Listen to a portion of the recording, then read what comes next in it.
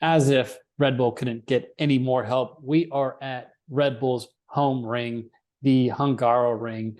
It's lights out and away we go for episode 109 of the Eating Asphalt podcast.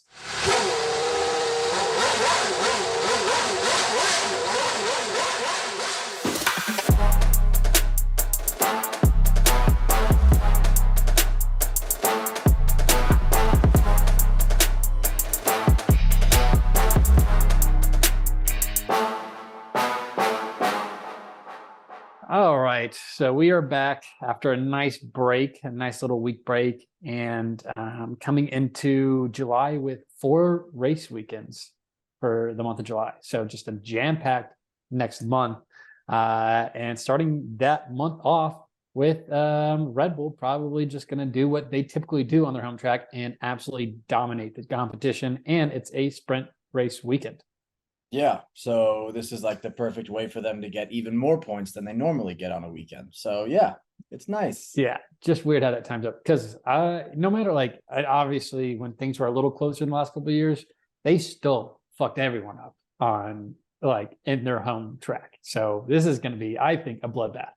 Yeah, I think so too. Let's watch another Max Verstappen win, baby. All right, who's coming in second this time?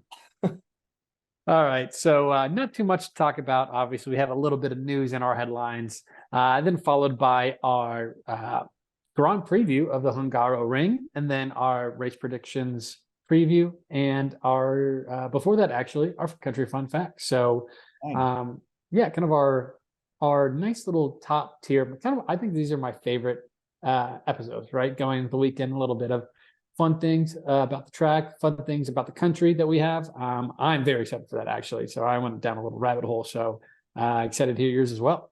I also went down a rabbit hole. So yeah, let's get to it. Let's start off with some news, baby. All right, starting off our first topic of news, probably the biggest news since we were last racing. Alpine have new investors. So Rob McIlhenny and Ryan Reynolds, you might know them from Wrexham. They bought like 5th or 6th league soccer team out in England. And I mean, they won the league. So obviously it's just, I would say 4 or 5 years until Alpine's back on top. A little Renault reincarnation. Yeah, I mean, I didn't expect Wrexham, I guess, to they've already won the league. They're moving on to the next one, in that short of time frame to reinvigorate that team. So if I was an Alpine fan, I probably could not think of a better ownership group to come in and change things up, because they did it once with nobody soccer club, and they got coming in with a decent historic Renault / Alpine team. So I don't know. I would be ecstatic as an Alpine fan, ecstatic as a Formula One fan. So yeah. And I mean, I think the logical step in this is that they're going to have some kind of Wrexham style show like they did with the soccer one. And I mean, I can't wait for that. I feel Tired, Drive to Survive, Wired, Wrexham Alpine, the new combination there. Yeah, they're going to be the fan favorites.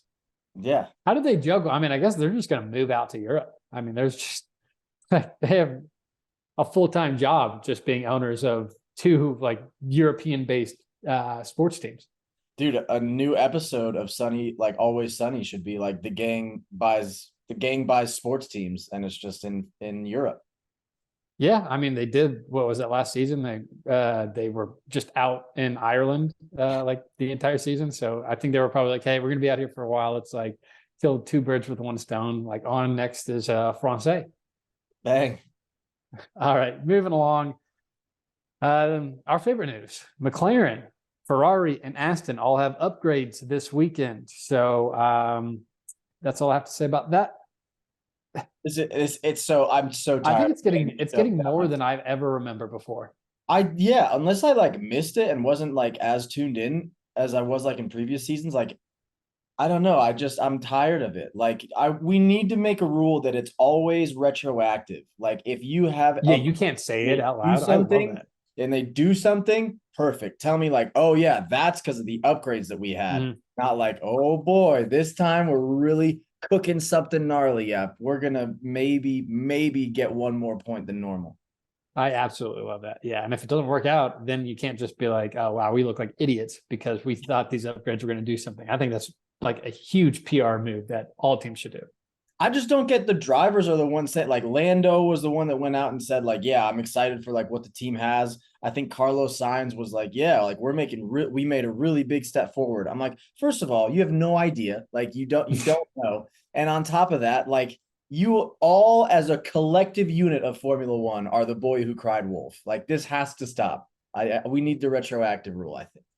Yeah, there's very little benefit. I feel like that comes from these drivers doing this. Like if they do well, it's like, oh, it's like mainly because of the car. And it's not like, oh, you did what you were supposed to do, but it was a car that's better now.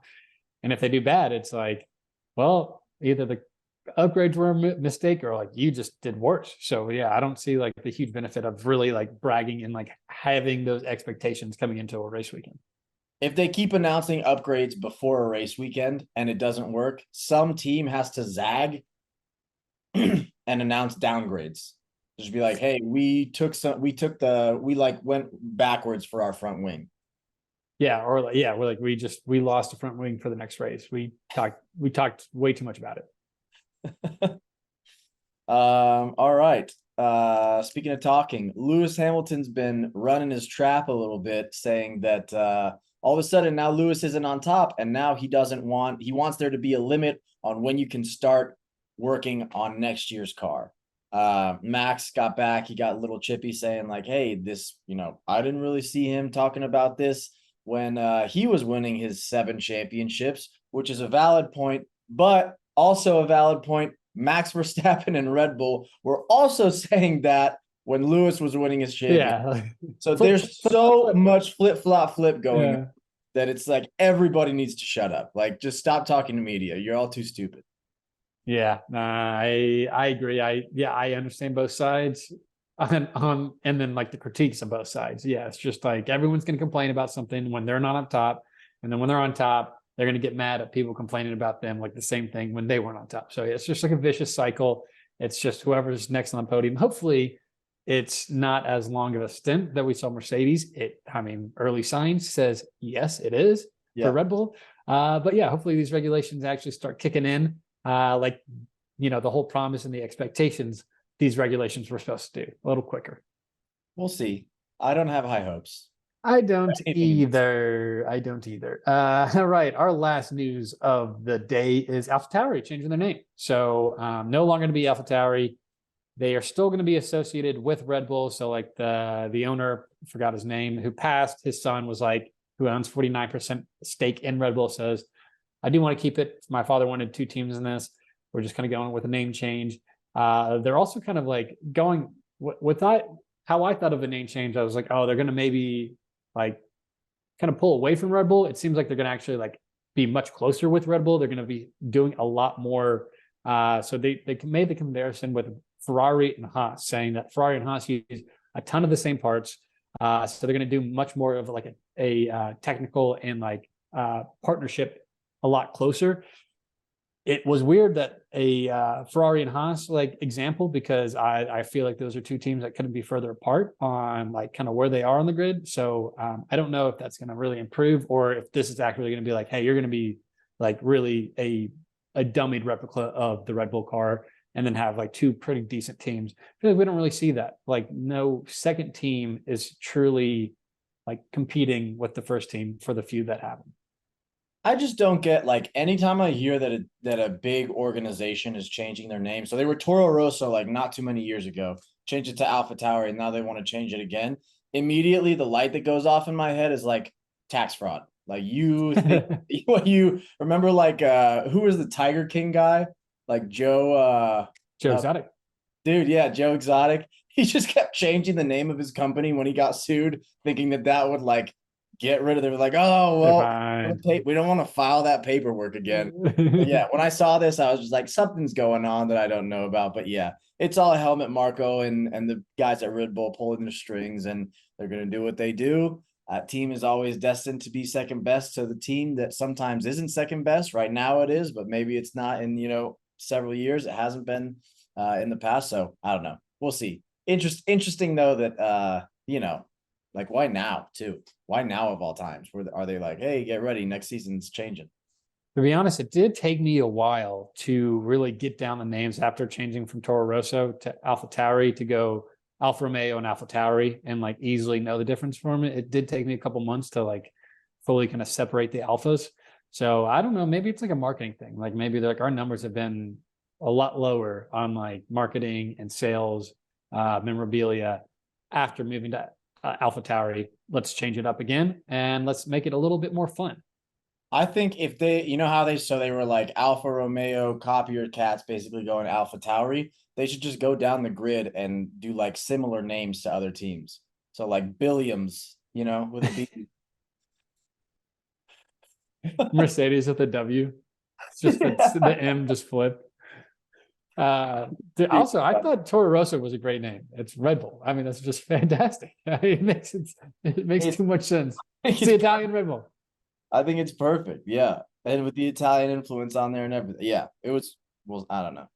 Maybe they do go back to that. Maybe they're like, yeah, we made a mistake. This is like actually much better. Maybe Toro Rojo, like in Spanish, just to give a little bit of. Oh, yeah, right. We're moving countries. We can just keep moving. Every couple of years, we're going to just change Red Bull to a different country name. Dude, or Austrian. Yeah, dude. I don't know. It's probably going to be like glue, glog, glog, It's like, this is a terrible. We sampled it from the population and awful. They have it for one race, and Martin Brundle's like, yeah, here comes the Mercedes, and the Red Bulls, and the blue. Are we gonna scratch it? Or it just sounds like crazy racist. One of the two, like we can't say that. All right, that's a good place to end that. Let's move on to our Austrian Grand Preview. All right, like Marco said, we are back in the Red Bull Ring.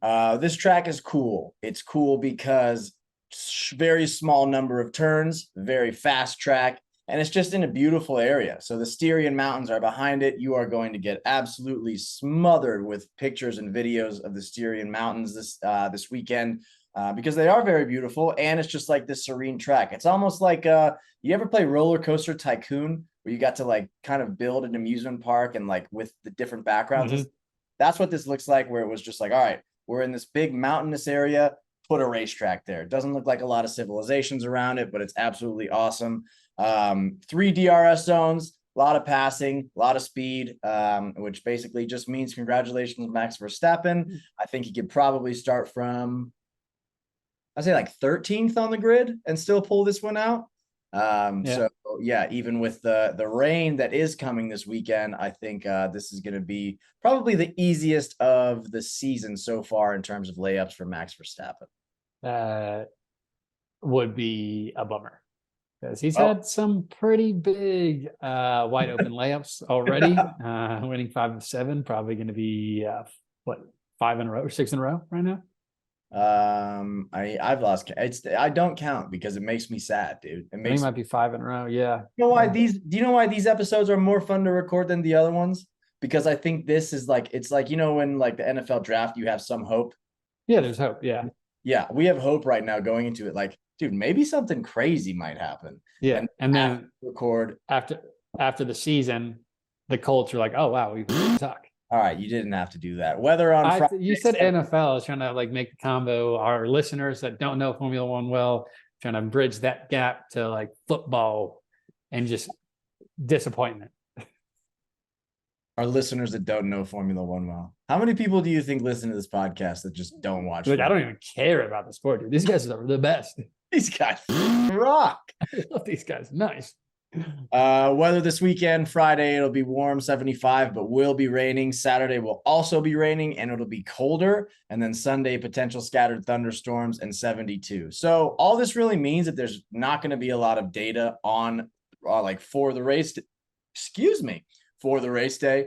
But I mean, it opens the door for chaos. But again, this is when we have hope. So let's soak in the hope, Yeah, you're a big soaker. That's what I always remember you in high school. All right, it's another good spot to leave it. Let's move on to our country fun facts. Leave it in. Soaker. All right, my country fun fact. Actually, no, you're gonna go fun fact. I need to see. I'm a little worried about mine, so I need to like gauge what you're going with before I really hit mine up. So We are not going to have the country fun facts. There are the same country fun facts. I can guarantee it because I was I got really infatuated. I went down a deep rabbit hole with just Arnold Schwarzenegger. oh, okay. So my country fun facts are more Arnold Schwarzenegger fun facts than anything. So Love it. first off, did you know that he claims he's never slept more than 6 hours in a single day? That is insane, and I'm gonna completely call bullshit on that one. 100%. There's just no way. No way, dude. Don't steroids make you sleepy? That I don't know. That I don't. I I'm not. don't. I have no idea on that one. But you seemed confident. If you seemed way more confident on that, you're like, I know steroids make you sleepy. I'd be like, oh shit, dude. Then definitely he slept more than 6 hours. Like I saw it on the news. But anyway, times I did it, I was exhausted. So that's my first country fun fact or Arnold fun fact. My second Arnold fun fact. Did you know he ditched the Austrian army? Just went AWOL, like just dishonorable discharge. Interesting. I know that there's a you might have this, but I know we talked about this last time. There's like a museum in the city, like really close to where the track is. Yeah. I was kind of curious if he went AWOL, like that. They probably, it's weird that they can just open them back with like welcome open arms. And like, hey, you just bailed, and you're like, but hey, you came out on top, so you're cool. I think if you get famous enough and like bring enough press, like good press to Austria, Yeah. they're probably like, it was the army's hard. Yeah, whatever. Yeah. You really helped us out a lot. So yeah, thanks. And then finally, a little more of an unfortunate one. Did you know Arnold Schwarzenegger's dad was a police chief that sided with, I'm not going to say which side in World War II, but I'll leave it to imagination of like whatever you think, I guess. Okay. Yeah, I'll just leave it up. Open to interpretation. Don't know which one. It's weird, a police chief. I didn't know that. Like, I guess it was thinking more like an army person, but police chief was also involved there. And yeah, pretty well. I don't want to spoil it of which side he was on, but pretty bad stuff happened on his side. Do we have like quotes or responses from Arnold regarding his father? I don't think he talks about, I think that's why he like left Austria and also ditched the army. Dude, you'd think one head reporter's got to be like, hey, what about your dad? Hey, you got a Nazi dad, dude? Like, thoughts? Comments? Do you still talk to him? All right. Yeah, we did not cover any at all, so that's fun. Speaking of being on the wrong side, you know who else was Austrian that was on the wrong side? Hitler. Oh, got it. Nice. Yeah. Hitler, also Austrian, so not German like most people thought. He just, I guess, kind of just took over Germany. Said, "Hey, you guys are probably more strong to take over the world, not these Austrians." But yeah, Austrian Hitler. This one, actually, I'll wait till the end. Yeah, I don't know if you ran into this when I was looking up fun facts. Like, they were not fun. It was like 32 mind-blowing facts that you'll see about Austria. And it was like, Austria doesn't get very warm often. Austria is landlocked. Austria has like really cool culture, like #1 culture in Europe. Like, okay, well, like I'm gonna have to go. According to who? I was like, yeah, these aren't facts. These are like, one is landlocked. That was one. The other one, it was like, it doesn't get very cold. So yeah, I took like 3 extra steps to find different facts. So #2 is Austria has one of the highest suicide rates in Europe. Okay. The reason behind this are complex and influenced by various social, economic, and psychological factors. That was it. Not too much behind that. Maybe because it's kind of cold and it's landlocked and there's not like a lot of beaches to go around. So, and you would say maybe the culture isn't as good as they say. Yeah. If they really had a good culture, you probably wouldn't be, Suey. It's not suey season. Yeah. It's Sue season's year round there. Sue a year. All right, that's all right. Probably the most up one that I got going on here is the Action T4 euthanasia program. Ever heard of it? No. Educate me. Well, during World War II. So we're really, I think Austria is just covering World War II here. Austria played a significant role in the implementation of the Nazi Action T4 euthanasia program. The program aimed to exterminate people with disabilities or mental illnesses, resulting in the deaths of tens of thousands of individuals. The atrocities committed during this program were shocking and a dark chapter in Austrian history. So not only were they taking around Jewish people, but then they were just saying like, hey, like, sorry. But like this, it's just like the Aryan race top tier and no one else is like belongs kind of thing. Is what it seems like. So yeah, that's pretty hard.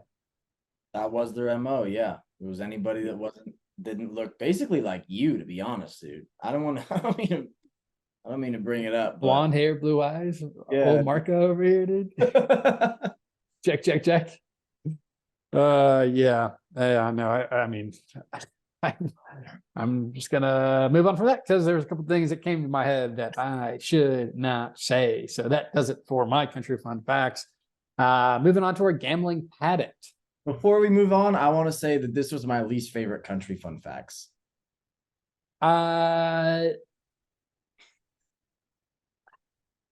don't know. The last one was shocking. I guess country shocking facts, I would say. But none of mine are fun. None of yours were that fun. Yeah, I'd say if we're considering fun facts, I didn't like it either. All right, gambling paddock. All right. I'll start it off. I'm going to go with 2-1. I had 3. I'm taking it away. The one that I'm not doing was going to be winning margin over 10 seconds, minus 200. I just think that with the weather, there is just too much for that to be like, hey, you have to put 2 units to put on one. So I kind of backed out specifically to the weather. Outside of that, I would have been hammering that. Yeah. The 2 that I'm going to do, Yuki over Valtteri, minus 135. 1 unit. Yuki's been driving pretty nice recently. Wants to show Red Bull that, hey, I deserve that second seat. I like it. We're saying it. So yeah, I think he's gonna keep that hot trend. And then Sergio Perez, top 3 plus 100, 1 unit. He's not done too hot. But I think with a very strong Red Bull car, I think he's got it. Sergio Perez, top 3 is plus 100? Bet MGM. Wow. Okay. But I mean, he hasn't gotten top 3 in the last 2 races, right? Yeah. He's had pretty bad qualies. So I can see them being like, it's a coin flip. I guess. But I do think that this track does very well for this car, which is why I'm thinking even if he doesn't have the best quality, he's going to be able to make up for it. Barring fucking weather. How about it? All right, good stuff. I think I'm going to ride this Fernando Alonso deal. Fernando Alonso to beat Lewis Hamilton in quali is minus 140. I think that Aston Martin's top speed is faster than the Mercedes. And I think Alonso's driving better than Lewis. I think he's beaten him quite a bit. So yeah, 140 are the odds there. And then I couldn't decide on anything else. So I just did even is the number of cars that are going to finish this race. So even cars, that's minus 105. Each of them 1 unit. I am going to try to keep the negative in front of the number to not get too down, because it's been a tough go for me. As it stands, Marco has $566 from the original 500, and I am just under 300. So yeah, give me some not chalk, I guess, but just some kind of conservative picks this week. What was the odd? Odd was minus 120, which was weird. So yeah, I Huh. looked at both of them and I was What like, am I missing here, dude? I mean, yeah, It is a coin flip, I would say. And so, yeah, I would take the one with the better odds. So, that's exactly what I was thinking. If right, odds was minus 105, I would have taken minus 105. fair Yeah. enough. All right. And now let's get forward to our race predictions.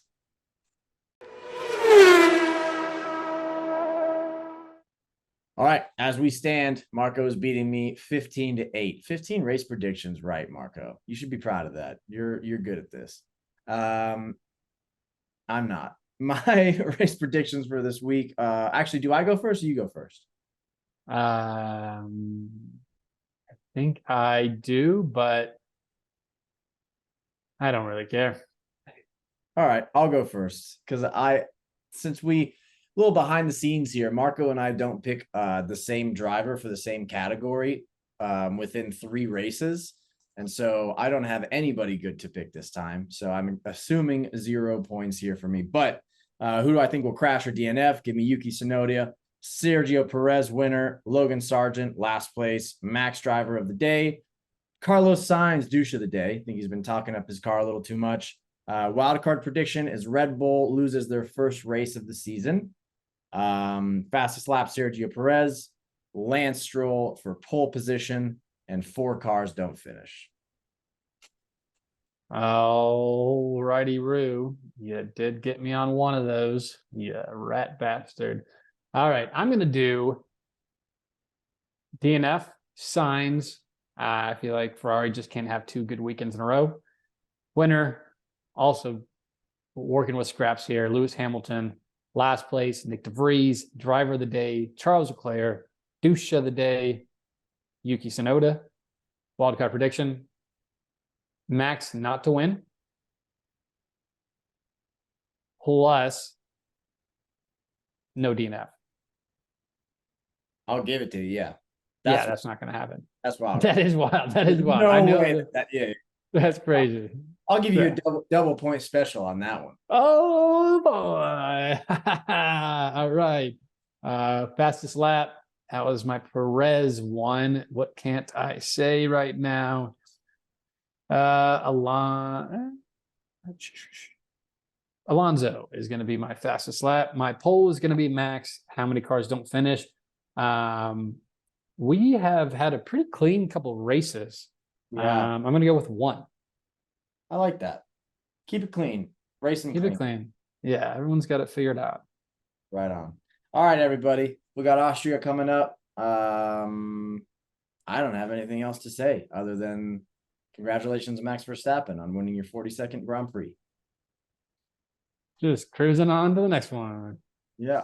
All right, everybody. See you, assholes. See you, assholes.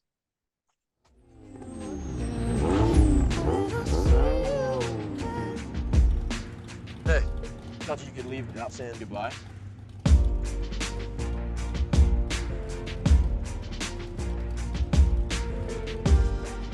I used to say I lived my life a quarter mile at a time. And I think that's why we were brothers. Because you did too.